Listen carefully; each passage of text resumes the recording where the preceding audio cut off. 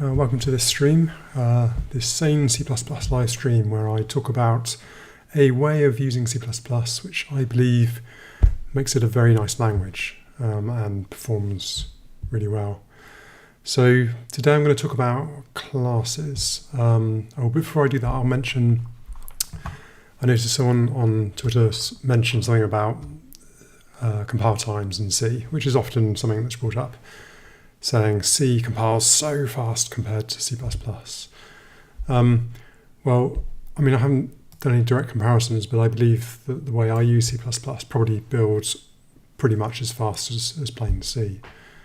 And that's mainly because I don't use STL and I'm not using complex language features and not much templates and hardly any preprocessor. So keeping things very simple is what makes compile times very fast. And I can build, for example, my 10x codebase now is about 1 million lines of code, including all the external libraries. And I can do a full rebuild of that in 65 seconds. Obviously,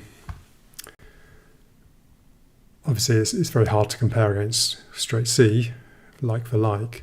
But for example, another engine I won't name, about 8 million lines of code, I think it is. It takes about an hour to build, so sort of 60 times slower to build the actual code than my code. So I think there's something to be said for if you use C++ in a very simple and basic way and don't use all the extended features of it, you can get very fast build times. And to me, that's incredibly important. When I'm iterating, that's what I want. So yeah, I just thought I'd mention that because it's something that's often brought up when people discuss comparing C to C++. So yeah, if I like simple code so much, why don't I just use plain C, like some people do? And that's a reasonable question. And obviously the main reason is because of classes, and which is what I'm going to talk about today. So as you can see, that's built a full rebuild, 1 million lines of code already while I was talking.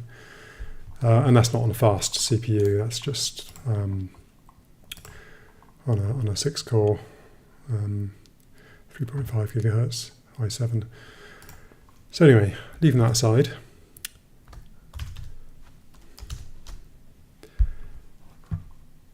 So again, I'll just remind you, I ask questions as we go.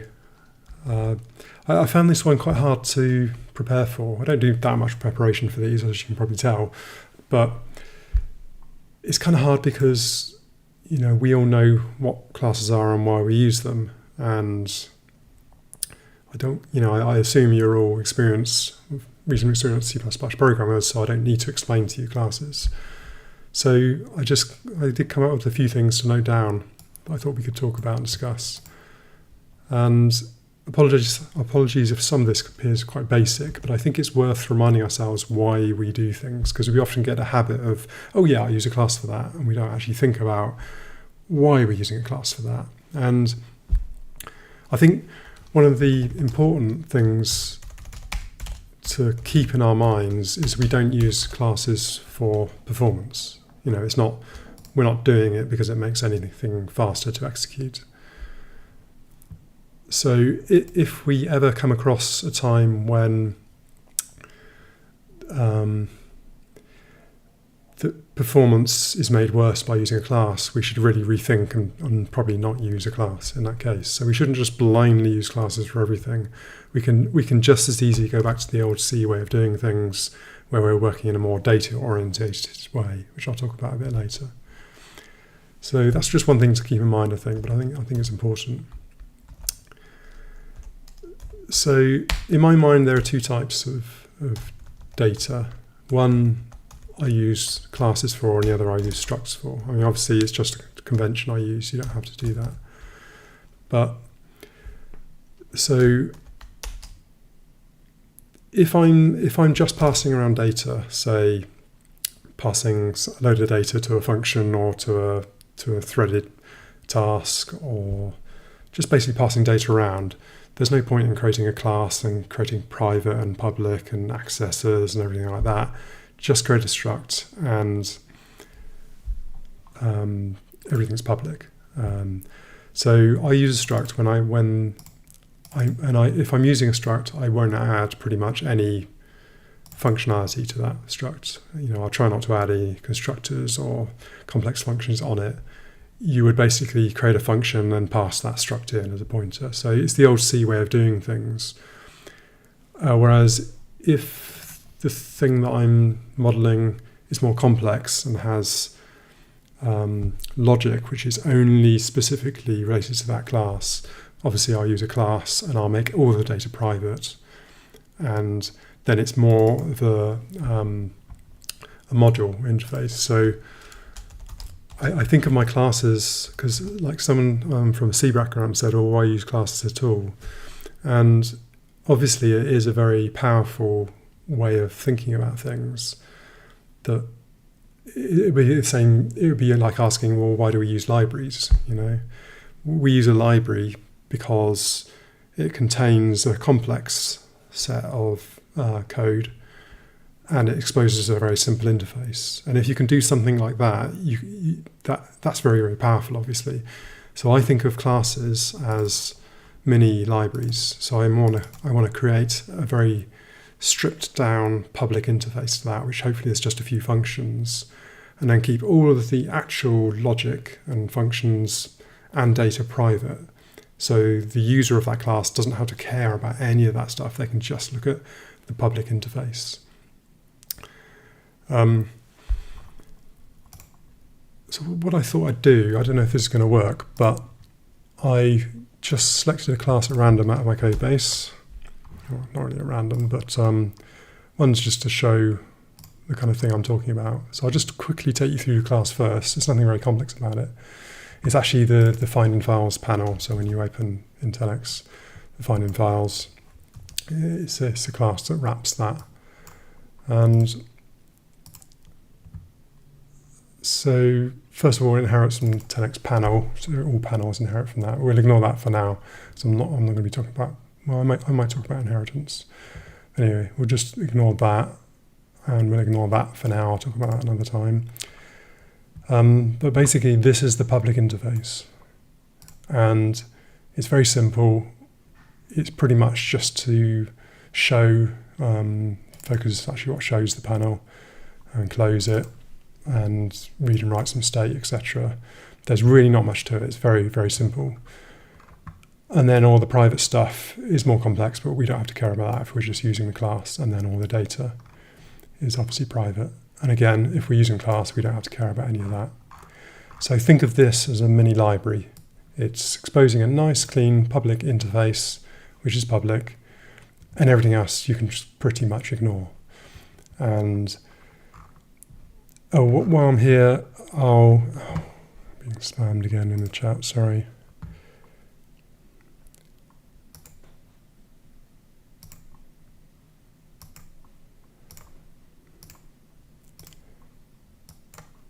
I wish there was a way to block these people.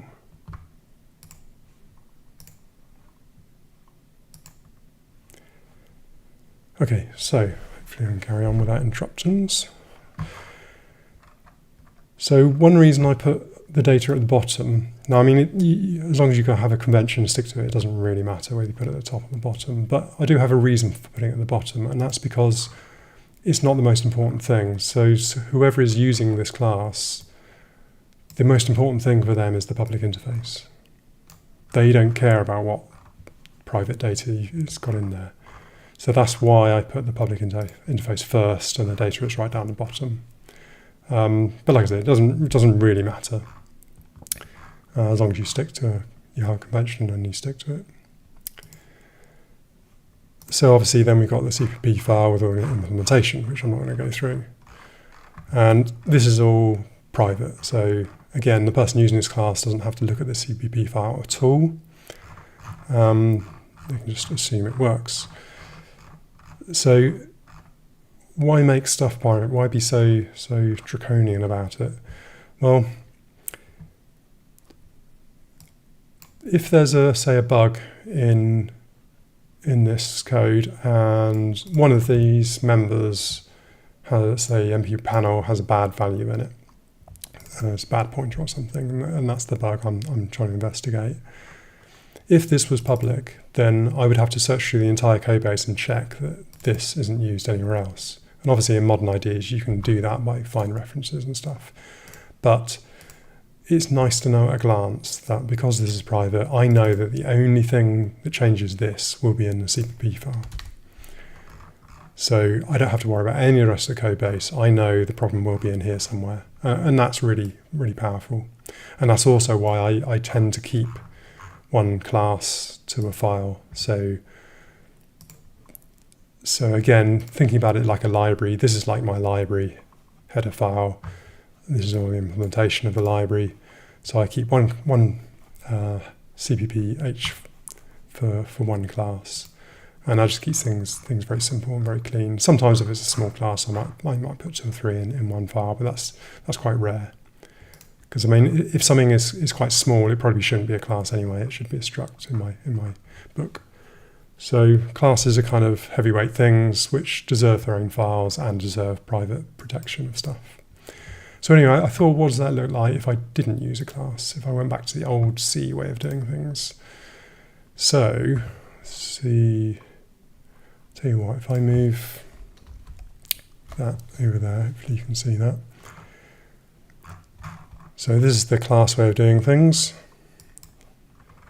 And this is the way you might do it in C. Obviously, if you're using C, you might do it completely differently anyway, but I just thought, okay, what does a straight port look like?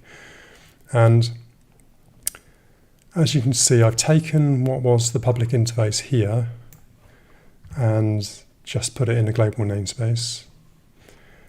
And what I've done is I prepended finding files panel, which is the class name, to all the functions. So I know these functions are working on finding files panel. And I'm passing in the panel to all of the functions. And obviously that's instead of this pointer. So already we can see that the class version is nicer because you don't have to pass in this or the panel each time. And then we've obviously got the data. So one nice thing about doing it without the class is you can keep all the private functions in the CPP file. So they're not in this header, they've been removed, which is nice. Because in a way, you don't want to expose, this is anything private, ideally, you wouldn't expose at all. And so it's nice in this one that you don't expose anything private. It's just a nice clean interface with the functions. And then obviously we got the data, we got the struct, which is the same, but it's not private. So here anybody could modify any of these, which isn't so good. So we're exposing all of this. Really, this is private data. I mean, we could, I guess, pre-declare it. That's probably a better way of doing it, actually.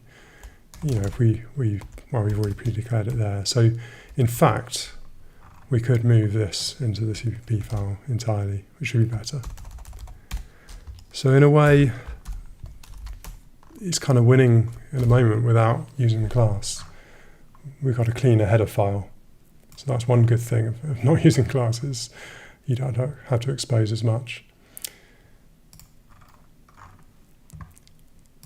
So then we're kind of using files as our public-private protection. So as in C++, obviously we're using public and private specifiers, where in the old C way, the only way we can make stuff public and private is to put it in the header or put it in the CPP file. So I'm kind of using a mix of both in my old way of doing things.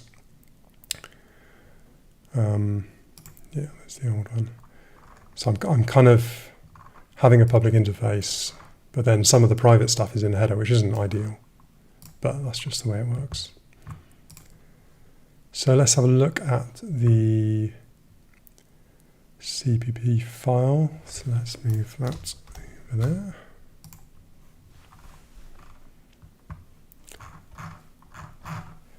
So this is comparing the with class file with the without class file. So obviously this has the structure now at the top. These functions, just global functions, are the same. And then I have to pre-declare all of my private functions. So what was in the header file as private functions are now in the CPP file. So again, they're private because nobody else can include and see them from the header, which is nice. So then we've got all of the functions, and again, obviously this is the constructor, which I've had to change a little bit. Let's have a look at a simpler function. So again, I've prepended find files panel to all of those and passed in the panel, which again I don't have to do in C++. And everything else is pretty much the same, I think. There's not that much difference. And it may well be I don't need to pass in panel to all of these functions. I kind of gave up after a while. It's taken quite a long time to convert over. But you get the idea. That's the way I think about classes from a kind of C point of view, where you've got the public interface, and then you've got the data, and then you've got the private functions that do all the work. So I think it's useful to keep that in mind and to remember what C is giving you, that this pointer is very powerful. You don't have to keep passing so much stuff around. And you've got the public-private stuff, so you don't have to keep moving stuff between header and CPP file, which isn't great, especially from a diffing point of view. You don't really want to be moving files around different functions too much. So anyway, I think that's how I view classes. I don't know if everyone views them the same way, but I think it's definitely a useful thing to keep in mind as to why you're doing that. And the idea is to try and create the cleanest, most minimal interface you can and keep everything as private. So let's go back to my notes.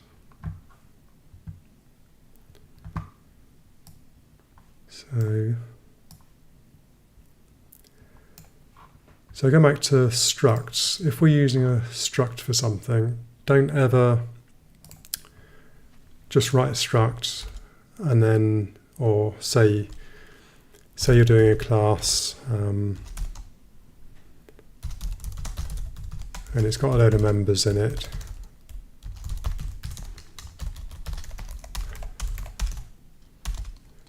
And you think, oh, I'm a good C++ programmer, so I'll make them private, and then I'll add accesses to all of them.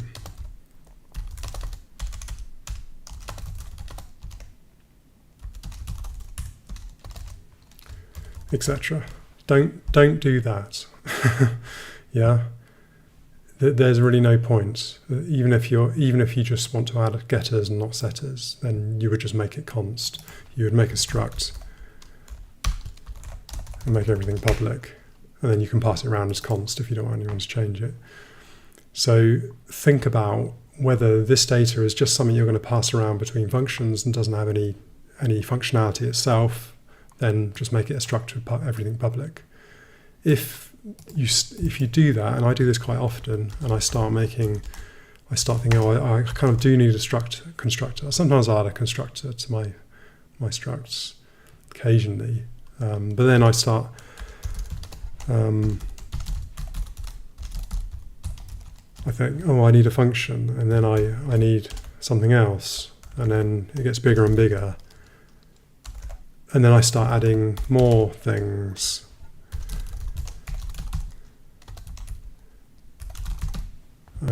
And then something else as well, and these are kind of private. And at this point, I would say, okay, scrap that. This is becoming a class. I'll make everything private, and just expose a nice public interface, and probably even move it into its own file. So I sometimes evolve structs into classes, and that's happened quite a lot when I've been writing my parser. So again, that's something to keep in mind. Should this be a simple sort of just plain old data, everything public in a struct, or should it be a more heavyweight class where I design a proper interface to it and give it its own file?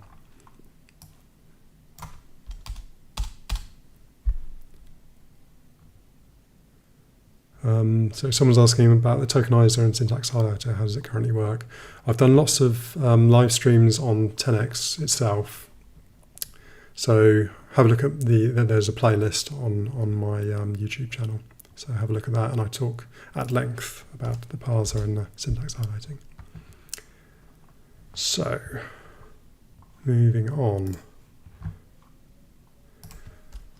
Read, write. Oh yeah, sometimes the one exception I will make for adding functions to a struct is, like I said, sometimes I'll add a constructor, but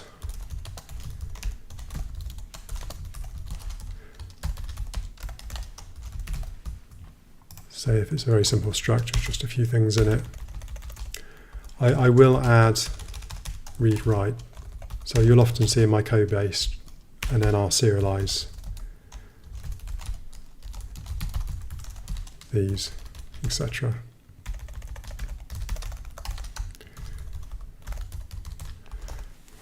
And the reason I'll do that, I may move these into a CPP file, but the reason I'll do that is because, I mean, I could just write a global and then pass it in.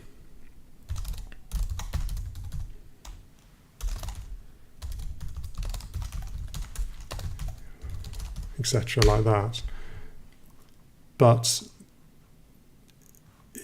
for me it's slightly, I might forget to update this. So as I'm adding members here, and this is in some CPP somewhere else, I might forget to add it to the serializer here.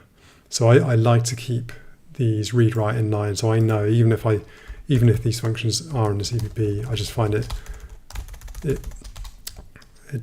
makes me realize, oh, I need to update the serialization if I add, rather than just having this somewhere else. You know, I mean, obviously if I put it right next to it, it wouldn't be that much different, but it's not a huge deal either way. But anyway, keep if you have serialization functions for a struct, at least put a comment or keep them close to the actual members, so you remember if you're changing one to update the other. But that's the only real exception I'll make for adding sort of complex functions to a struct. So someone's asking, have I talked about inheritance at all? No, not yet. I may get to it in this stream. We'll see how we go.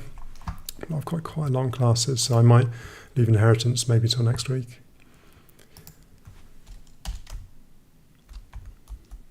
Oh, actually, inheritance is the next thing I was going to talk about. Let's see if we've got anything else before we dive into that. So I've done comparing code with and without class. Again, it's all very basic, but it's good to remind yourself why you're using a class. For me, it's pretty much just syntactic, what you used to call syntactic sugar. It's just, it makes the code cleaner, makes less to write, and it makes it more robust, and there's less to go wrong. Or if it does go wrong, the compiler will catch it for you. So anyway, that was comparing with and without a class. When to use a struct, I think I've covered. Adding read, write, I've covered. Class of just getters and setters, yeah, don't do that. Change at the bottom.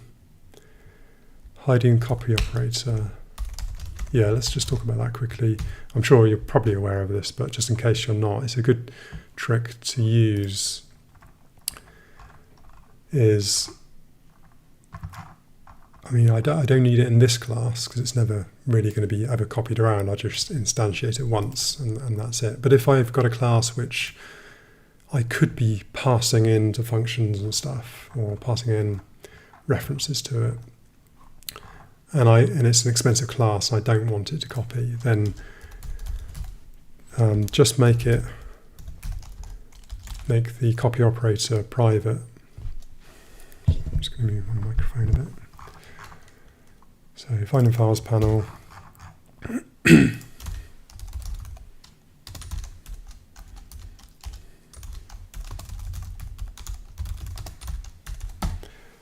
So just do that, and the compiler will then not allow you to copy this. So for example, if I had a function somewhere and I'm passing in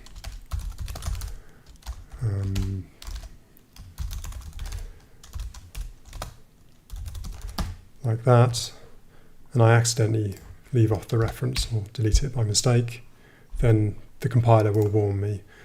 And like I said, in this case, it's probably never going to happen because I'm never going to be passing around the find in files panel. But there are cases where you're using a class which you are passing around a lot, and you really, really don't want to ever copy it, because it would be very expensive, and you might not notice. It would just be a bad perf hit. So anyway, that's just one little trick, and you don't even need to define these functions. You can just literally leave it like that. Because you're never calling them, the compiler knows that, and it will never instantiate them itself. It will just complain if you try and copy this object. So anyway, that's just a useful little trick, just in case you haven't seen that.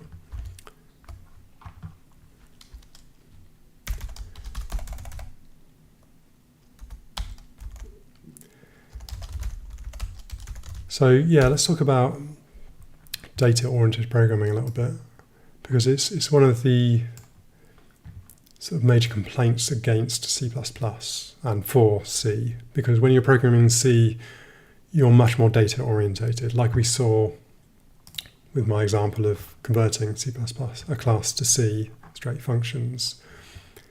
Everything is just a function, and you're just passing in data to operate on. And that does change the way you program. For example, I might not write this class like this at all if I was programming entirely in straight C. And often you get much better performance by not using classes. So it's the old array of structs versus struct of arrays,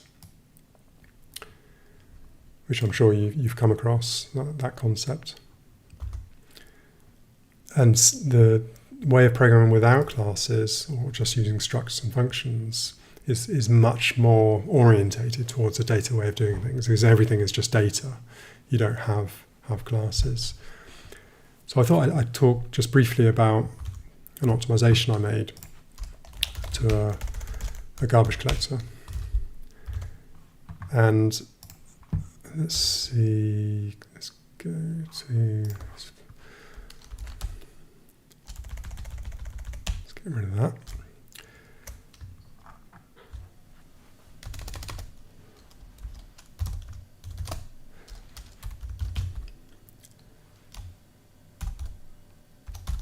So the garbage collector was taking a long time to collect garbage, obviously, as garbage collectors have a habit of doing. And the reason for that was there was a GC object which everything inherited from. And I can't remember the details, it was a long time ago now. But there were a bunch of flags and stuff in this base class. And then we'd inherit from GC object.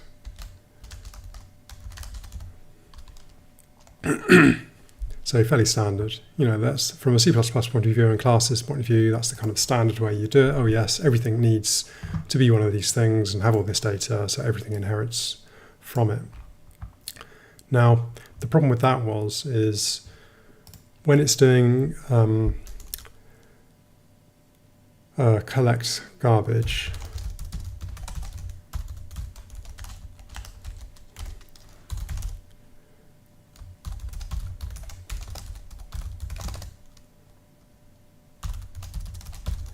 something like that, what the garbage collector will do is it will go through and do a number of passes, at least 2 usually, getting and setting flags to show whether the object is reachable anymore and if it can be collected or not. So you've got to lock the entire codebase while you do this, because obviously you don't want stuff changing things and adding references and removing references while you're checking all these references to see if something can be collected. So this is a very expensive operation. And unfortunately, because everything was in classes like this, it was going over all the sort of entities in the entire engine, and there were tens of thousands of them, you know, a lot of objects. And what it's doing is it's going through and checking various flags and setting various flags in the base class of each object. And then it will have to do that at least again. So first does the mark. This is all really basic and simplified. And then it does the sweep. And then it will probably do the collect. So, or delete. So at the very least, it's going through 3 times. And every time it's hitting one of these objects, it's probably doing a cache miss, because these objects will be just allocated all over the place. You have no idea where they are in memory. So for tens of thousands of objects, it's doing tens of thousands of cache misses on every single object, and then doing the whole thing again, and then doing the whole thing again. So it's incredibly cache unfriendly. And it was taking, I think, if I remember rightly, about 150 milliseconds. Every 30 seconds, the game would stall for 150 milliseconds, and that was visible. And obviously, we need to do something about it. So what I did was, instead of having all the flags in the base class, I removed those and replaced it with one index.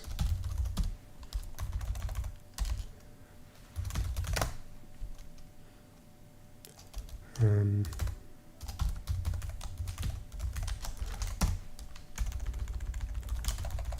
I move those into here.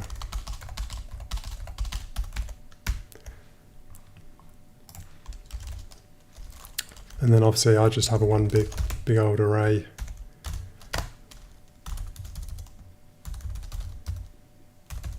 of all the objects.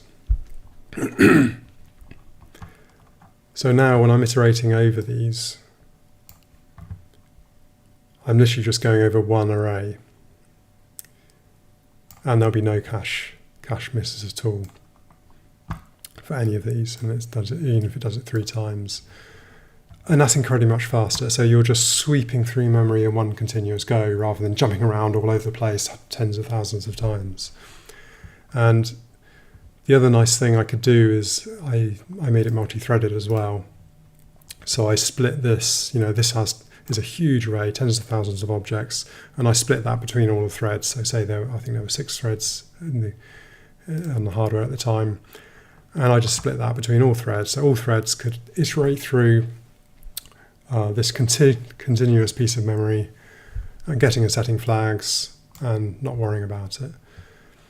And by eliminating all cache misses pretty much, because you've got in case you're not aware, you've got the read ahead cache as well. So when you're iterating through a sequential area of memory, the hardware read ahead cache will already be pulling in the next page before you even get to it.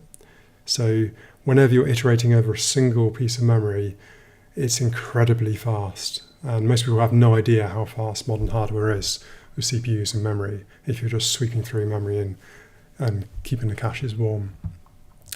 So by doing that, by getting rid of the cache misses and by threading it, I made it about 15 times faster. I got it down to 15 milliseconds as opposed to 150 milliseconds. Well, it's 10 times faster. So it's worth keeping in mind, do I really want to use C++ for this and use classes, or should I use the old C structs way of doing things when it's faster? So like I said, we're not using classes for performance, excuse me. We're using because it's easier to work with, but if it ever does impact performance in a really bad way, then just scrap using classes. Don't use classes, or like in this case, just use an index into just plain old data. And then you can get the speed of C and keep some of the niceties of C++, so you can still inherit from a GC object. So anyway, that was a really nice optimization I managed to get working in a very large, well-known game engine with its garbage collector. So it's always worth keeping in mind, should this be using a class? Because don't just blindly use classes without thinking about the performance implications of what you're doing. So that was my GC example to show when you should and shouldn't use classes. We have structure arrays, covered that. Serialization, that's another good example of when you shouldn't use classes, in my opinion. Or, well, I haven't really got onto virtuals yet, but that's really what I'm talking about here. So a lot of people, when they write serialization, think, oh, this is a perfect place to use my C++ class skills. So I'll create a serializer base class. So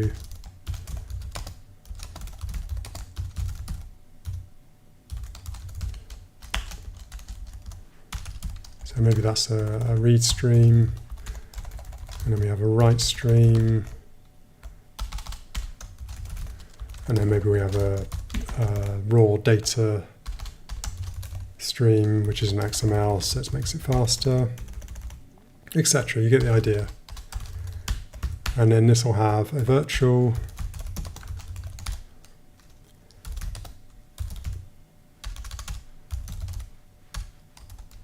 oops.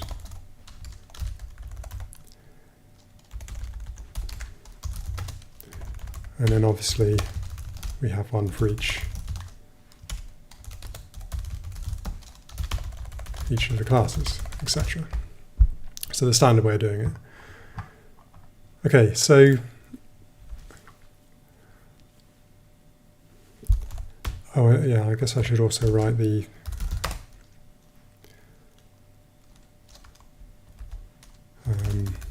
let's use a struct.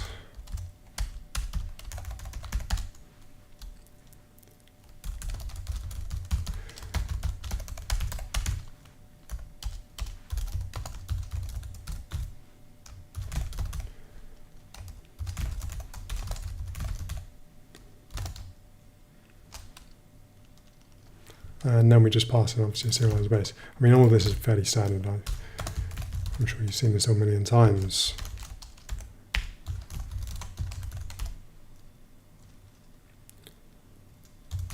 I mean, you can do it either way around. I'm just going to do it that way around,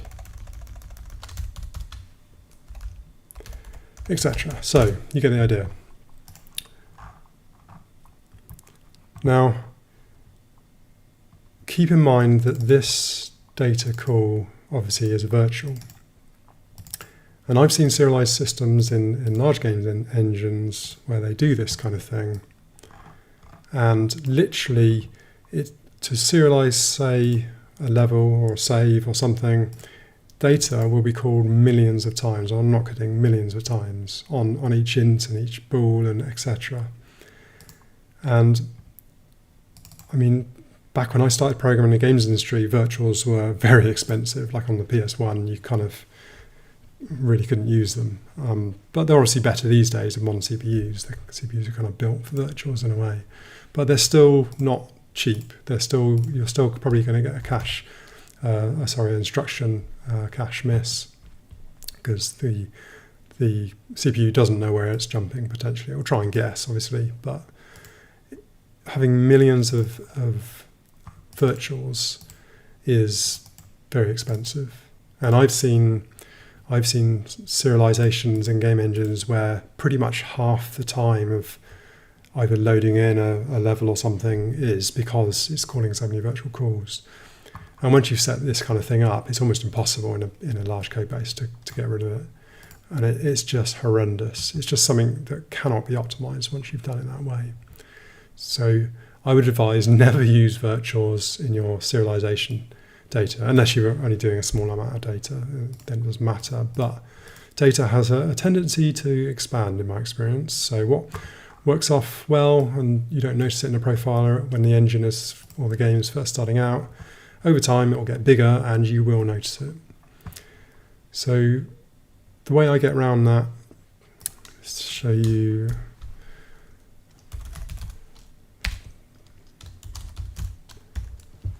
The way I get around that in my, say, UI library, for example, is I'm doing it with the template. So it chooses at compile time which stream it's going to use.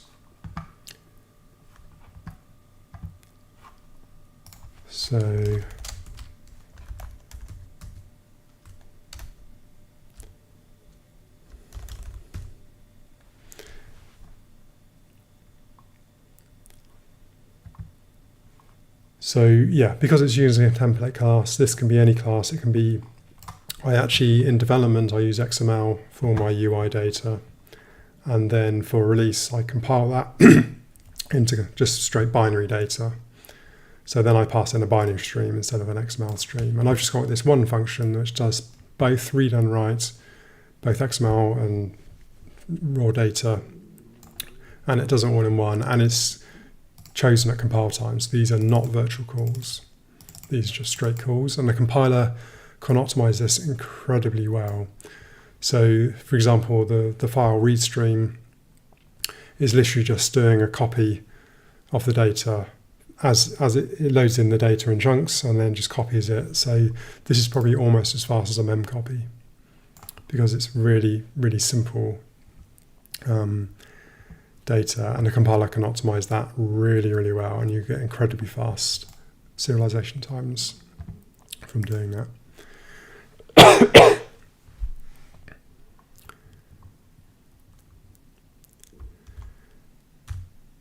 So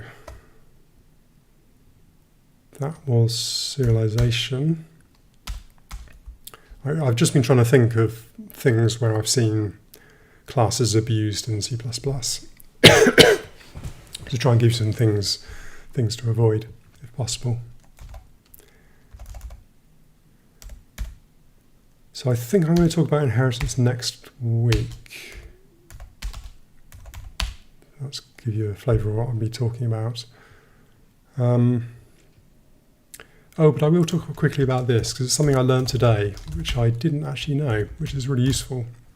And it's something I'm going to change in my codebase going forwards. And what it is, very simple bit of code. Now, I often, in my class, I'll have a class. So I've got a class, which is a big class, does lots of complicated things. Then I've got a smaller one, which could be a struct, or it could be a class. It doesn't really matter. And it's got some values in it, whatever. And then I'll use that class in my private data for this class A. And sometimes these things do get a little bit big. And like I said, sometimes I might add read, write, etc. to them, or a constructor. And it starts to get a little bit unmanageable because you've got this already big complex class A, and now you've got this other thing inside it. And I've always wished I could put this outside the class, and I don't know whether it used to be possible or not. I'm guessing it probably didn't. But now I found out you can actually put this outside the class. As long as you're only referencing it as a pointer, you can just forward declare it as you'd expect. I don't know why I never thought to try this. But I'm really happy I've learned it now. And then you just do A, colon B. It's not supported in 10x yet because I didn't know about it, but it's really useful because it means I can put this in the CPP file now. So I can put that off away somewhere else, and then my class now is very clean, and I don't have to expose B to anyone else. It doesn't have to be cluttering up the interface to this class A. So anyway, just a little thing that probably everyone else in the world knows about, but I didn't. That's just a really useful thing to keep classes cleaner. So I'm going to go through my code base and probably, I think I had one in text editor, show you a real world example. They're always more enlightening, I think. So for example here, this is a big class. This is my text editor class that does all of the text editing, obviously. And as you can see, this is a huge class, loads of public and private functions actually. And then it's got this cursor class and quite a few other classes as well. Undo classes, visible line, undo. I mean, it's horrendous. It's really horrible because I just want to see the public interface of this class, and I've got all these other classes clustering up. So I can just move those out now, put that in a CPP file somewhere.